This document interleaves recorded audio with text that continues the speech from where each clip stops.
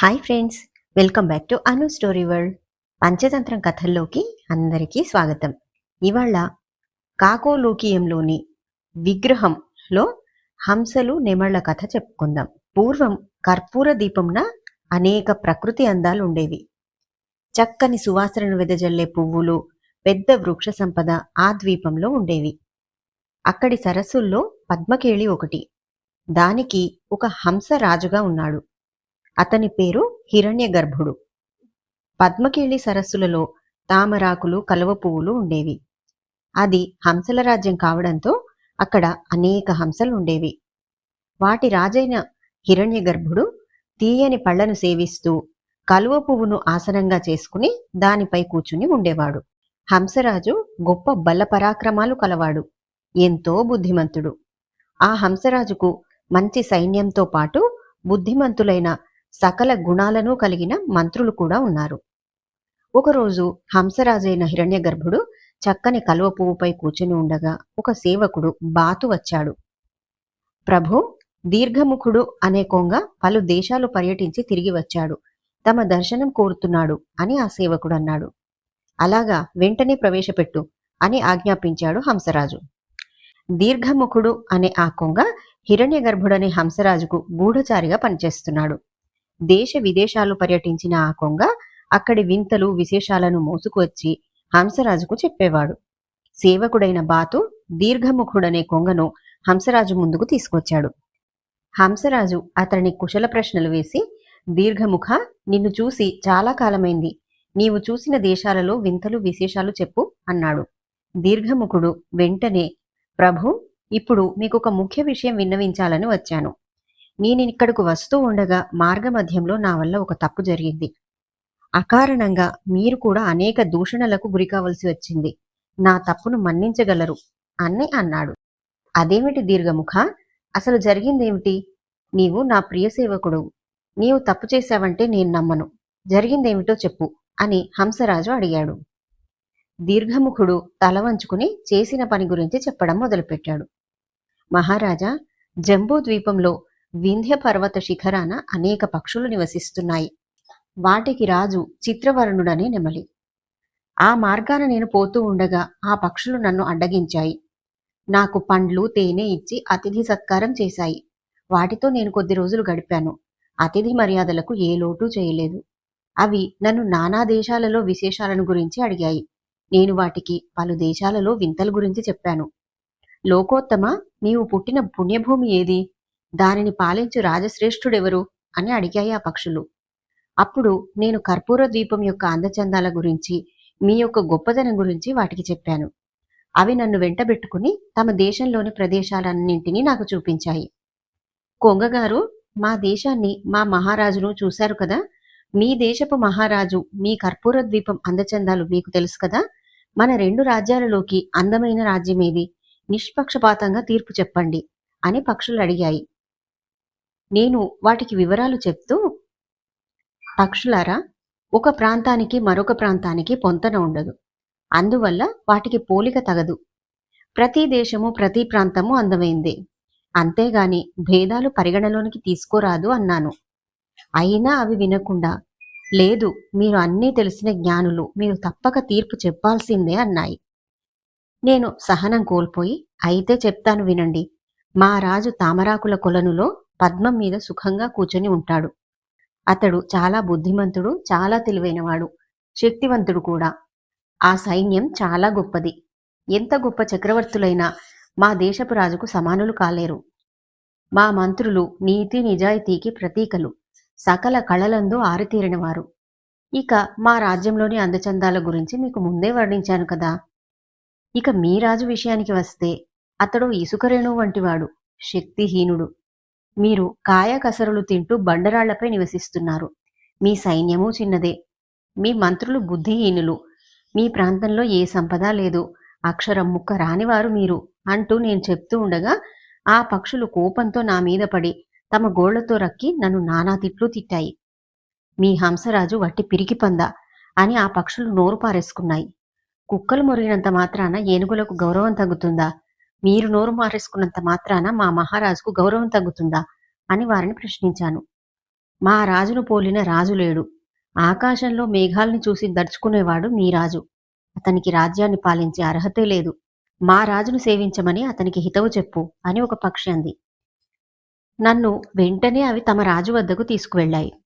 నా మీద ఫిర్యాదు చేశాయి. నేను ఆ నెమలి రాజుతో ఈ విధంగా అన్నాను. మా రాజు కాలు కదిపితే ఈ లోకమే అదురుతుంది. అతను కర్పూర ద్వీపానికే కాదు, ఈ సమస్త లోకాలన్నింటికీ రాజు కాదగిన సమర్థుడు. ఇలా చెప్పగానే ఆ పక్షులు మళ్లీ నా మీద దాడి చేశాయి. నా మెడ రెక్కలు విరిచి కట్టేశాయి. నీచుడు, తగువుల మారి అయిన ఈ కొంగను చంపడానికి అనుమతి ఇవ్వండి అని ఆ పక్షులు తమ రాజైన నెమలిని కోరాయి. నెమలిరాజు చిత్రవర్ణుడు నా కట్టు విప్పించి, ఓయి, నీవెవరు, నీ రాజు ఎవరు, అతని మంత్రి ఎవరు అని అడిగాడు. నేను, మా రాజు హంసరాజు, అతని పేరు హిరణ్యగర్భుడు, మా మంత్రి సారసపక్షి జ్ఞాననిధి, మాది కర్పూర ద్వీపం అని చెప్పాను. అప్పుడు ఒక చిలుక మాట్లాడుతూ, ప్రభు, ఈ కర్పూర ద్వీపం పూర్వం జంబూద్వీపంలోని భాగమే. మీ ముత్తాతకు ఈ కర్పూర ద్వీపపు రాజుతో పాటు సింహళ ద్వీపపు రాజు సామంతులు. ఆ హంసరాజు మనకు సామంతుడు కాదగినవాడు. తృప్తి లేని విప్రుడు, తృప్తి చెందని రాజు చెడిపోతారు. మనకు రాజ్య విస్తీర్ణత కావాలి అంది. దానికి చిలుక అరుణముఖుడు తల ఊపుతూ, మనము కర్పూర ద్వీపం మీదికి దండెత్తుదాం అంది. అయితే మీ దూతను హంసరాజు వద్దకు నాతో పాటు పంపండి అని నేనన్నాను అని చెప్పింది కొంగ. అరుణముఖుడు అనే తెలివైన చిలుకను దూతగా పంపాలని నెమలి చిత్రవర్ణుడు నిర్ణయించాడు. చిలుక అరుణముఖుడు ఆ రాజు ముందు వాలి, ప్రభు, ఈ కొంగ టక్కరిది, దారిలో నన్ను చంపవచ్చు. అప్పుడు నాకు దిక్కెవరు? దుష్టులెప్పుడు చెడ్డ పనులే చేస్తారు. దుష్టిని వెంట వెళ్ళకూడదు, ఉండకూడదు అని అంది. ఆ చిలుక మాటలు నాకు బాధ కలిగించాయంది కొంగ. అయితే నెమలిరాజు చిత్రవర్ణుడు సంప్రదాయాన్ని అనుసరించి నన్ను సత్కరించి, నీవు పో, నీ వెనుక మా దూత చిలుక అరుణముఖుడు మీ రాజ్యానికి వస్తాడు అన్నాడు. కొంగ దీర్ఘముఖుడు ఈ విధంగా చెప్పడం ముగించాక హంసరాజు హిరణ్యగర్భుడు అతన్ని ఊదార్చి, దీర్ఘముఖ, జరగవలసింది జరగకపోదు. నెమలిరాజు చిత్రవర్ణుడికి అంతిమ ఘడియలు సమీపించాయి. వాడిని నేను నాశనం చేస్తాను, నీవు ధైర్యంగా పో అన్నాడు. దీర్ఘముఖుడు కర్పూర ద్వీపానికి చేరాడని తెలుసుకున్న తర్వాత నెమలిరాజు చిత్రవర్ణుడు తాను చెప్పవలసిన మాటలు చెప్పి అరుణముఖుడనే చిలుకను దూతగా వెళ్ళమని హంసరాజు వద్దకు పంపించాడు. కపట వేషాలు వేయడంలో ఆరితేరిన మేఘవర్ణుడనే కాకిని పిలిచి, మేఘవర్ణ, మనం కర్పూర ద్వీపాన్ని ఆక్రమించబోతున్నాం. నీవు ఆ హిరణ్య గర్భునితో మాట కలిపి అదును చూసి ఆ ద్వీపాన్ని సులభంగా వశం చేసుకునే మార్గాన్ని చూడు. దీనికి కావలసిన బలగాన్ని వెంటబెట్టుకుని పో అన్నాడు నెమలిరాజు చిత్రవర్ణుడు. కర్పూర ద్వీపంలో హంసరాజు హిరణ్యగర్భుడు యుద్ధానికి సిద్ధమవుతున్నాడు. హిరణ్యగర్భునితో అతని మంత్రి జ్ఞాననిధి మాట్లాడుతూ, తాచెడ్డకోతి వనమెల్లా చెరిచినట్టు యుద్ధం వల్ల మనం ఆపద వల్ల పాలవుతాం. అలాంటి యుద్ధాన్ని కొంగ దీర్ఘముఖుడు మన పైకి తెచ్చాడు అన్నాడు. హిరణ్యగర్భుడు అతన్ని వారించి, గతాన్ని తవ్వుకొనేం లాభం, ఇప్పుడు యుద్ధం ఎలా చేయాలో చెప్పండి అన్నాడు. దానికి మంత్రి జ్ఞాననిధి మాట్లాడుతూ, మహారాజా, మనం జంబూద్వీపానికి ఒక గూఢచారిని పంపాలి. అతని వల్ల శత్రువుల బలాబలాలు తెలుసుకోవచ్చు. దీనికి తగినవాడు దీర్ఘముఖుడు, శ్వేతాంబరుడు. వీరిలో దీర్ఘముఖుడు పంపిన సమాచారాన్ని శ్వేతాంబరుడు మనకు అందిస్తాడు. మనము శత్రు దుర్భేద్యంగా ఉండే కోటను నిర్మించాలి. కోట ప్రాకారంలో ఉండే ఒక వెలుకాడు 100 మందితో అవలీలగా పోరాడగలడు అన్నాడు. దీనికి హంసరాజు ఒప్పుకున్నాడు. హిరణ్యగర్భుడు వెంటనే వీరవరుడనే పక్షిని పిలిపించాడు. వీరవరుడా, మన రాజ్యం కోసం శత్రు దుర్భేద్యమైన కోటను నిర్మించు. దానిలో ఒక మంచి సరస్సు ఉండాలి, విశాలమైన ద్వారాలుండాలి. దానిని నేలమట్టం చేయడం సులభం కారాదు. ఇందుకు తగిన ప్రదేశం చెప్పు అన్నాడు. సరిగ్గా ఆ సమయంలోనే ఒక భటుడు వచ్చి, ప్రభు, జంబూద్వీపం నుండి చిలుక అరుణముఖుడు దూతగా వచ్చాడు అన్నాడు. అతడిని అతిథి గృహంలో విశ్రాంతి తీసుకోమని చెప్పు అన్నాడు హంసరాజు. వేరొక భటుడు వచ్చి, ప్రభు, ఒక కాకి సింహళ దేశం నుండి వచ్చానంటుంది. అది యుద్ధ విద్యలో నేర్పరట అన్నాడు. ఆ వీరునితో నేను మాట్లాడాల్సి ఉంది. అతడికి విశ్రాంతి మందిరంలో విడిదికి ఏర్పాటు చెయ్యి అన్నాడు హిరణ్యగర్భుడు. మరుసటి రోజు వీరవరుడు వచ్చి, ప్రభు, మన అదృష్టం వలన మన నగరానికి వెలుపల అడవిలో విశాలమైన గదులు నిర్మించడానికి స్థలం ఉంది. ఏలినవారు అనుమతిస్తే దానిని శత్రు దుర్భేద్యమైన కోటగా మారుస్తాను అన్నాడు. హిరణ్యగర్భుడు జంబూద్వీపం నుండి వచ్చిన చిలుక అరుణముఖుడిని పిలిపించాడు. ఆ చిలుక అరుణముఖుడు మాట్లాడుతూ, మా ప్రభువు పంపిన సందేశం వినండి ఓ హంసరాజా. మీ ముత్తాతలు మాకు సామంతులుగా ఉండేవారు. నీవు నాకు సామంతునిగా అంగీకరిస్తే నిన్ను క్షమిస్తాను, లేకపోతే నిన్ను నీ పరివారాన్ని నాశనం చేస్తాను అని నెమలి చిత్రవర్ణుని సందేశాన్ని వినిపించింది. దానికి హంసరాజు, ఓ ఈ అరుణముఖ, మీ రాజు వద్దకు పోయి సభలోని వారందరూ వింటూ ఉండగా చెప్పు, ఓరి చిత్రవర్ణ, నీకు రాజ్యకాంక్ష వల్ల కళ్ళు నెత్తికెక్కాయి. ఈ కర్పూర ద్వీపంలో ఒక అంగుళం కూడా నీది కాదు అని అంటూ అరుణముఖుడికి తీయటి పండ్లు కానుకలు ఇచ్చి పంపించేశాడు. ఇది జరిగిన కొద్దిసేపటికి ఒక భటుడు వచ్చి, సింహళ దేశం నుండి వచ్చిన కాకి సపరివారంగా మీ దర్శనం కోరుతుంది. దాని పేరు నీలవర్ణుడట అన్నాడు. హిరణ్యగర్భుడు మంత్రి జ్ఞాననిధితో మాట్లాడుతూ, కాకి ప్రజ్ఞ కలది, అనేక దేశాలు తిరిగి వచ్చిన మిక్కిలి శక్తివంతమైంది, దాన్ని మనలో చేర్చుకుందాం అన్నాడు. మంత్రి జ్ఞాననిధి ఆశ్చర్యపడి, కాకి నేలపక్షి, మనం నీటి పక్షులం, దాన్ని ఆ చిత్రవర్ణుడే పంపించి ఉంటాడు అని అనుమానాన్ని వ్యక్తపరిచాడు. అందుకు హిరణ్యగర్భుడు బదిలిస్తూ, సాక్ష్యం లేకుండా ఒకరిపై ఆరోపణలు చేయరాదు అన్నాడు. వెంటనే భటుణ్ణి పిలిచి కాకి నీలవర్ణుణ్ణి సభలో ప్రవేశపెట్టమని ఆజ్ఞాపించాడు. నీలవర్ణుడు సవినయంగా నమస్కరించాడు. హంసరాజు అతనితో మాట్లాడుతూ, మేమిప్పుడు జంబూద్వీపంతో యుద్ధానికి సిద్ధమవుతున్నాం. నీవు యుద్ధంలో నేర్పరివి అని విన్నాం, కాబట్టి మాకు సహాయం చెయ్యి అన్నాడు. దానికి నీలవర్ణుడు, ఏలిన వారి ఆజ్ఞ, మీ ఆజ్ఞను శిరస వహిస్తాను, నేను నా పరివారంతో యుద్ధంలో మీకు సహాయపడతాను అని నమ్మబలికి సెలవు తీసుకుంది.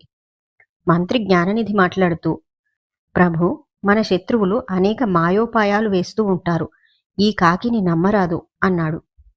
జ్ఞాననిధి చెప్పిన మాటలు విని హిరణ్యగర్భుడు ఆలోచనలో పడ్డాడు. కాసేపటికి తేరుకుని, మహామంత్రి, నీవు చెప్పింది నిజమే కావచ్చు, కానీ ఒక్కొక్కప్పుడు పగవారు కూడా కొన్ని కారణాల వల్ల మనలో చేరి స్నేహితులు కావచ్చు. ఒకవేళ అతడు నెమలిరాజు చిత్రవర్ణుడి అనుచరుడే అయినా ఆ కాకి సహాయంతో శత్రువుల గుట్టు రాబడదాం అన్నాడు. మంత్రి ఏమీ మాట్లాడలేదు. ఇప్పుడేం చేద్దాం అని అడిగాడు రాజు. ప్రభు, చిత్రవర్ణుడు మన కోటపై దాడి చేయక ముందే మనం వీరవరుడు ఇతర సేనానులను పంపి దారిలోనే మనం వారిని ఎదిరించడం మంచిది. ఏమరుపాటుగా ఉన్న శత్రువులను వీలు దొరికినప్పుడల్లా దెబ్బతీయడం అవసరం అన్నాడు మంత్రి. ఆ మాటలకు హిరణ్యగర్భుడు అంగీకార సూచకంగా తల ఊపాడు. తన సైన్యాన్ని నెమలి చిత్రవర్ణుడిపై దాడికి పంపాడు. ఆ సైన్యం వెళ్లి చిత్రవర్ణుని సేనలను చీల్చి చెండాడింది. అనేక మంది చిత్రవర్ణుని సైనికులు ఆ యుద్ధంలో మరణించారు. హఠాత్తుగా సంభవించిన ఈ ఘోర ప్రమాదాన్ని ఊహించని నెమలిరాజు చిత్రవర్ణుడు తన మంత్రి వద్దకు వచ్చి ఏదో ఉపాయం ఆలోచించి దేశ పరువు ప్రతిష్టలను నిలబెట్టమన్నాడు. మంత్రి ముందుగా చిత్రవర్ణుణ్ణి మందలించి, మన గూఢచారి కాకి నీలవర్ణుడి ద్వారా కార్యం సాధిస్తాను అన్నాడు. ఆ సమయంలో హిరణ్యగర్భుడు విజయగర్వంతో ఉన్నాడు. ఈలోగా హిరణ్యగర్భుడి గూఢచారులైన దీర్ఘముఖుడు శ్వేతాంబరుడు ఒక సందేశం పంపిస్తూ చిత్రవర్ణుడు కొద్ది సైన్యంతో కోట ముట్టడించడానికి వస్తున్నాడని వార్త పంపారు. హిరణ్యగర్భుడు మంత్రి జ్ఞాననిధి మాటలు వినకుండా కోటకు కాపలా అధికారిగా కొత్తగా తమతో చేరిన కాకి నీలవర్ణుణ్ణి నియమించాడు. నిజానికి నెమలిరాజు నియమించిన గూఢచారి కాకి. అది తెలుసుకోకుండా కోటను విడిచి హంసరాజు యుద్ధానికి బయలుదేరాడు. ఈ సమయంలో కోట విడిచి తమ రాజు యుద్ధానికి బయలుదేరడం మంత్రి జ్ఞాననిధికి నచ్చలేదు. మొసలి ఎంత బలమైనదైనప్పటికీ నీటిలోనే దాని బలం. అది గ్రహించక హిరణ్యగర్భుడు కోట విడిచిపెట్టి బయలుదేరాడు.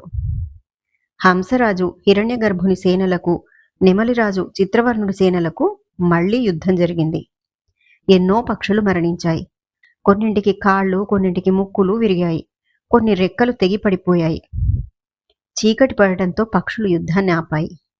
ఎవరి నివాసాలకు వారిపోయి విశ్రాంతి తీసుకోసాగాయి. అర్ధరాత్రి అయింది. ఆ సమయంలో నెమలిరాజు చిత్రవర్ణుని గూఢచారి కాకి నీలవర్ణుడు చప్పుడు కాకుండా కోట ద్వారాలు బంధించి నలువైపులా నిప్పు పెట్టి పారిపోయాడు. ఆ మంటలలో కోటలోని హిరణ్యగర్భుడి పరివారంలో కొంతమంది కాలి చనిపోయారు. మిగిలిన పక్షులతో హిరణ్యగర్భుడు తప్పించుకొని ఒక మడుగులో దూరాడు. చేతులు కాలాక ఆకులు పట్టుకుంటున్నట్టు ఇదంతా తన వల్లనే జరిగిందని హిరణ్యగర్భుడు ఆ సమయంలో బాధపడ్డాడు. ఈలోగా నెమలిరాజు చిత్రవర్ణుడు ఆ మడువు చుట్టుముట్టాడు. అప్పుడు జరిగిన యుద్ధంలో వీరవరుడు చనిపోయాడు. హిరణ్యగర్భుడు మడుగు నుండి బయటకు వచ్చి చిత్రవర్ణుడితో యుద్ధానికి దిగాడు. హిరణ్యగర్భుడు తీవ్రంగా గాయపడి చివరి ప్రయత్నంగా చిత్రవర్ణుడి కంఠాన్ని పొడిచి నీటిలో మునిగి చనిపోయాడు. నెమలిరాజు చిత్రవర్ణుడు మూర్ఛపోయి కాసేపటికి కోలుకుని లేచాడు. హంసరాజైన హిరణ్యగర్భుడిపై విజయం సాధించిన నెమలిరాజు చిత్రవర్ణుడు కర్పూర ద్వీపంలో సంపదలు తీసుకుని తన రాజ్యమైన జంబూ ద్వీపం చేరాడు. అది కథ. ఈ కథ మీకు నచ్చినట్టయితే ఒక లైక్ వేసుకోండి. మరిన్ని మంచి కథల కోసం నా ఛానల్ని సబ్స్క్రైబ్ చేసుకోండి. Thank you.